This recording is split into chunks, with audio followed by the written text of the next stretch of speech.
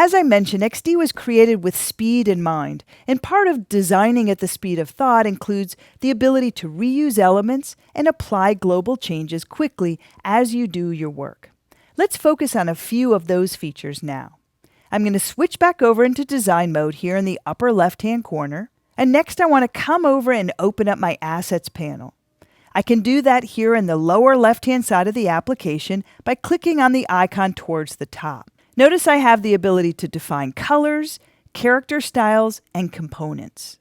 When I'm defining colors and character styles, I can easily just extract or pull values from individual objects here on the design canvas. To do so, all I need to do is come in and select some content on the canvas. Let's say I come in and grab this first artboard and select it. With that selected, I'm going to come back into the Assets panel, and in the Colors section, click on the plus sign. What XD's done very quickly is pulled all of the solid color fills and strokes from any of the items that were included on that artboard and extracted them into the Assets panel. Now that's pretty slick, but what's even more cool is a way that I can come in and change global attributes once I've extracted them in this next step.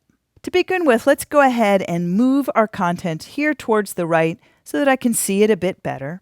Let's say that for some odd reason, I find this shade of orange to be a bit harsh, and I want to go and change it. But I want to make the change not only on the text here, but all occurrences of orange throughout my project. I can begin by determining if that shade of orange is actually in the Assets panel by clicking on the object that has the orange, and in the right menu, selecting Reveal Color in Assets. That brings up the exact color that's being used for that text. From there, here in the Assets panel, I can click on the right menu and select Edit. I'm now free to come in and pick another shade of orange, let's say by pressing and dragging to change up that value there.